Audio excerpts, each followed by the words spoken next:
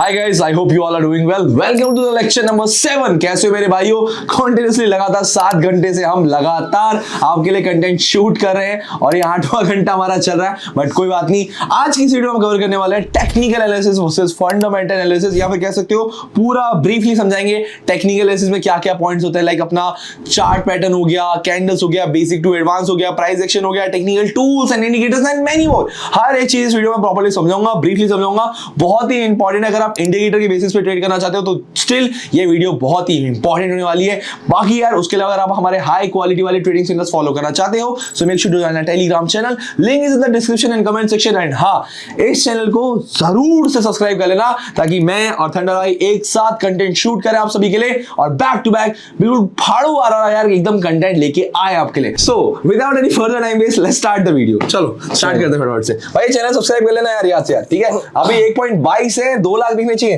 ठीक है? चलो फटाफट से नोटपैड खोलते हैं। तो चलो एक काम करते हैं, पहले हम technical analysis versus fundamental analysis का डिफरेंस समझा देते हैं बहुत शॉर्ट फॉर्म में।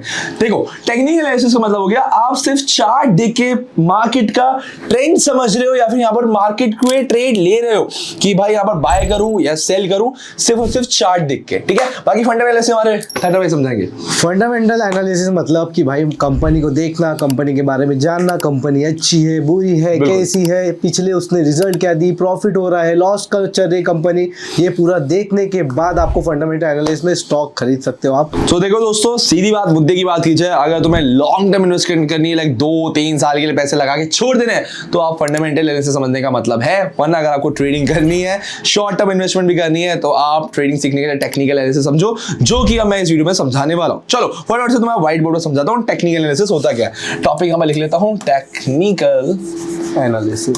अभी थोड़ी राइटिंग खराब है यार दोस्तों, इग्नोर करना, ठीक है? बोर्ड पे लगना सीख ही रहा हूँ, ठीक है? क्योंकि मैं पहले टीचर नहीं था, 15,000-20,000 रुपए नहीं कमाता था, ठीक है? अभी सीधा ट्रेडर बन गया, वो अलग बात है, ठीक है? तो टेक्निकल एनालिसिस में देखो 4 मेजर पॉइंट्स होते हैं, मैं आपको समझाता हूँ।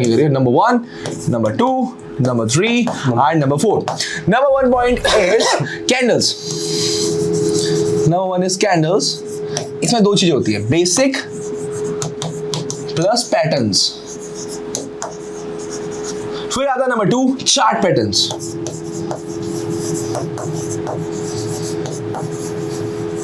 फिर नंबर 3 आता है प्राइस एक्शन। नंबर 4 आता है हमारा टेक्निकल टूल्स एंड एनालिसिस, ठीक है? ये चारों पॉइंट्स है। पहली बात करते हैं कैंडल्स की। तो कैंडल्स में बेसिक मैंने ऑलरेडी पढ़ा दिया है, कैंडल्स एनाटॉमी करके लेक्चर नंबर 3 है, आप जाके वहां पर देख सकते हो। पैटर्न्स अभी आगे जाके पढ़ाने वाला हूं आगे के लेक्चर में, ठीक है? उसके बाद बात करते हैं चार्ट पैटर्न्स में। चार्ट पैटर्न्स हमारा लेक्चर 8 या 9 में अगले लेक्चर्स में आने वाला है, तो उसमें पूरा कवर करेंगे, ये बहुत ही बड़ा टॉपिक है, ठीक है? फिर आते हैं प्राइस एक्शन में। Price action I think so thunder भाई 4th या 5th में कवर कर लिया, पूरा 5th में हमने कवर कर लिया है, तो पुराने लेक्चर्स में जाके एक बार देख लेना। और अब आते हैं टेक्निकल टूल्स एंड एनालिसिस। ये मैं आज ही सुनो तुम्हें समझाता हूं टेक्निकल टूल्स कैसे यूज करते हैं और उनका क्या फायदा है। एनालिसिस, सॉरी एनालिसिस नहीं है, इंडिकेटर है यहाँ पर, ठीक है? इंडिकेटर्स, क्योंकि मुझे इंडिकेटर समझाना है आपको मेन, वहां पे से लिख लेता हूं, ठीक है? तो हम जो मेन कवर करने वाले हैं which is 4th number, technical tools and indicator. ये हमने कवर कर लिया ऑलरेडी, ये हमारा हो गया है। यहाँ पर चार्ट पैटर्न्स अगला लेक्चर आने वाला है, और बेसिक हमने कवर कर लिया है, और चार्ट पैटर्न्स हमारा जो बेसिक वाले के हैं, कैंडल्स के हैं, वो भी हम आगे समझाने वाले हैं, ठीक है? टेक्निकल टूल्स एंड इंडिकेटर से स्टार्ट करते हैं। तो देखो दोस्तों, इसमें 5-6 पॉइंट्स आते हैं, मैं यहाँ पर लिखे हुए दिखा देता हूँ। ट्रेंड लाइंस, सेकंड पे आते हैं हॉरिजॉन्टल। ये दोस्तों थोड़ी थोड़ी राइटिंग सुधर चुकी है, लगातार लिखने से दिख रहा है मुझे यहाँ पर। नंबर 3 पे आते हैं, हमारा है पॉइंट वॉल्यूम। फिर आते हैं number 4th point which is RSI, relative strength index,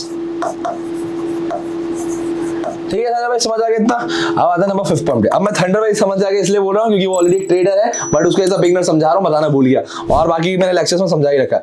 number 5 पे उसके बाद हम आते हैं which is moving average, EVG लिख देता हूँ, ठीक है? एंड नंबर 6 सबसे इंपॉर्टेंट, फिबोनाची रिट्रेसमेंट।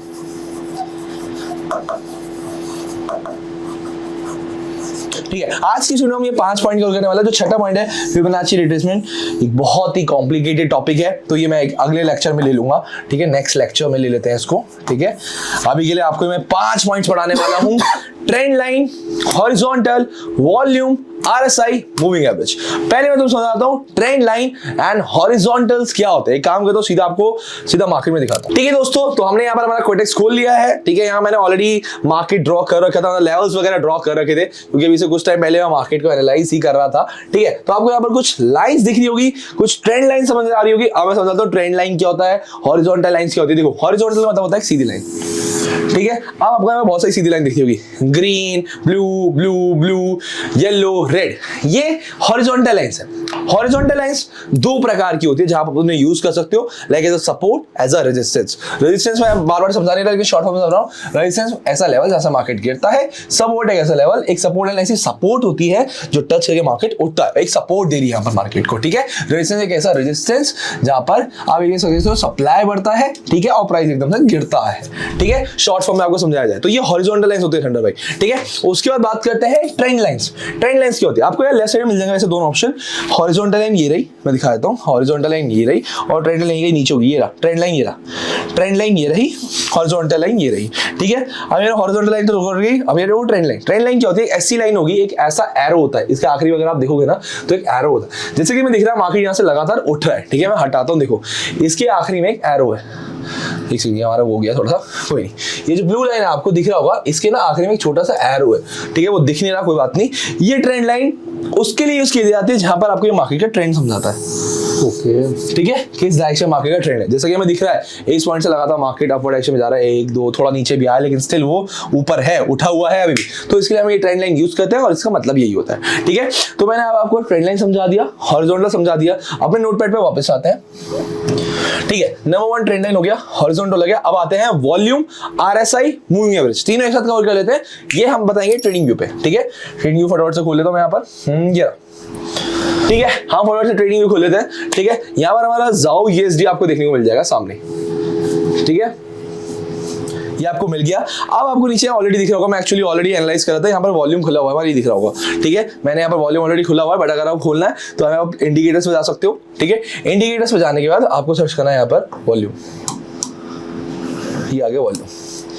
आप वॉल्यूम पे जैसे क्लिक करोगे बैकग्राउंड में वो लग जाएगा। ठीक है, वॉल्यूम का इंडिकेटर लग जाता है। ठीक है, जैसे कि मेरा ऑलरेडी लगा हुआ है, आपको यहाँ पर दिख रहा होगा, this is known as volume. अब आपको इसके बेसिस पे कैसे ट्रेड लेना है मैं समझाता हूँ। ठीक है, देखो वॉल्यूम इंडिकेटर लगाना समझा दिया। अब वॉल्यूम का मतलब क्या होता है, वॉल्यूम का मतलब होता है नंबर ऑफ ऑर्डर्स। ठीक है, नंबर ऑफ ऑर्डर्स। डिमांड बढ़ेगी, प्राइस बढ़ेगा, सप्लाई बढ़ेगी, प्राइस गिरेगा। ठीक है, सिंपल। इस ऑलरेडी एक टॉपिक हमने कवर कर रखा है दोस्तों, लेक्चर 3 या 4 के ऊपर ही है, उसमें देख लेना तुम लोग, 4th या 5th में। ठीक है, 3rd लेक्चर पे। ठीक है, अब उसके बाद आता है, मैं समझाता हूँ। देखो अब हमारे इस वॉल्यूम में आपको देखी होगी एक, ठीक है, एक एवरेज मूवमेंट, एक लगातार मूवमेंट चल रही है मार्केट में। ठीक है, यहाँ पर आपको दिखना है कि एक सही एक स्ट्रक्चर में मूवमेंट चल रही है, ना एकदम से मार्केट गिर रहा है ना एकदम से बढ़ रहा है, मतलब ऑर्डर्स कम है। ठीक है, एवरेज ऑर्डर चल रहे हैं। अब यहाँ पर आपको देखी होगी ये वाली इतनी बड़ी कैंडल बनी है, ये रेड वाली सिंगल वाली, देखना ध्यान से, इतनी बड़ी कैंडल बनी है और यहाँ इतनी छोटी कैंडल बनी है।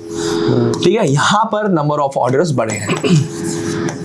ठीक है, वॉल्यूम ने मैं बस समझा दिया कि भैया नंबर ऑफ ऑर्डर्स बढ़ चुके हैं, कि मतलब सप्लाई बढ़ चुकी है, प्राइस यहां पर गिरने वाला है। ऐसा आई टोल्ड यू, सप्लाई बढ़ेगी, प्राइस गिरेगा। क्या हुआ, सप्लाई बढ़ी, प्राइस गिरा। ठीक है, कोई बात नहीं, वापस लग लेता हूं स्क्रीन पे। ये रहा हमारा यहाँ पर। ठीक है, क्या हुआ यहाँ पर, सप्लाई बढ़ी, प्राइस एकदम इतनी बड़ी कैंडल से गिरा, इतनी बड़ी कैंडल का मूवमेंट आया। समझ रहे हो, तो वही है, सप्लाई बढ़ेगी तो प्राइस गिरेगा।